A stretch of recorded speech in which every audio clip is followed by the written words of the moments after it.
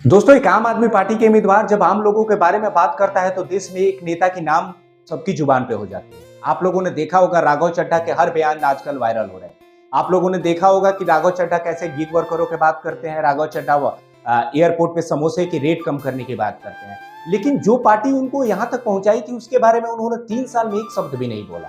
आप लोगों ने देखा होगा कि आम आदमी पार्टी के सांसद जो कि राज्यसभा उनको बना के भेजती है पंजाब की तरफ से, लेकिन आम आदमी पार्टी के शीर्ष नेतृत्व को गिरफ्तारी कर ली जाती है, लेकिन उस बीच राघव चड्ढा का एक स्टेटमेंट नहीं जारी होता है।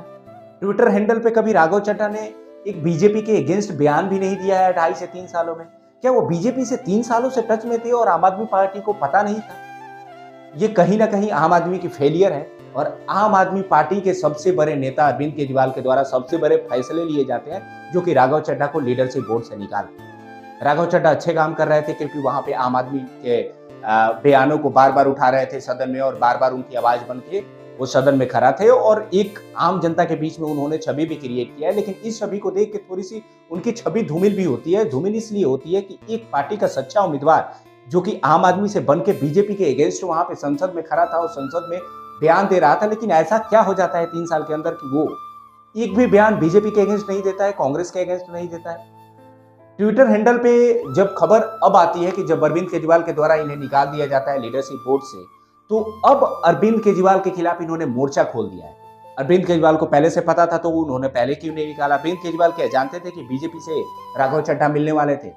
लेकिन इसी बीच जब खबर आती है कि लीडरशिप बोर्ड से निकालने के बाद राघव चड्ढा अरविंद केजरीवाल पे हमलावर होते हैं और उन्होंने जो भी पिछले लास्ट 7 साल में जो भी उन्होंने मोदी के अगेंस्ट भाषण दिया था या जो भी उन्होंने ट्विटर पे पोस्ट किए थे मोदी के अगेंस्ट, वो सारे डिलीट कर देते हैं।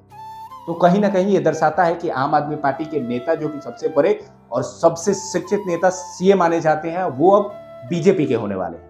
ऐसा क्या कर देती है बीजेपी के जो आम आदमी पार्टी के नेता राघव चड्ढा बीजेपी में शामिल होने वाले हैं? क्या इनको गिरफ्तारी का डर सता रहा था जिसकी वजह बीजेपी ने डर का माहौल बना दिया था राघव चड्ढा को, क्योंकि आम आदमी पार्टी के सारे शीर्ष नेता जेल में चले गए थे। लेकिन आप लोग से मैं पूछना चाहता हूं कि क्या बीजेपी से इनसे पहले से ही साठगांठ थी या बीजेपी इनको जेल में नहीं बंद करेगा? रीजन यही था कि वो कभी भी बीजेपी पे हमलावर नहीं होंगे।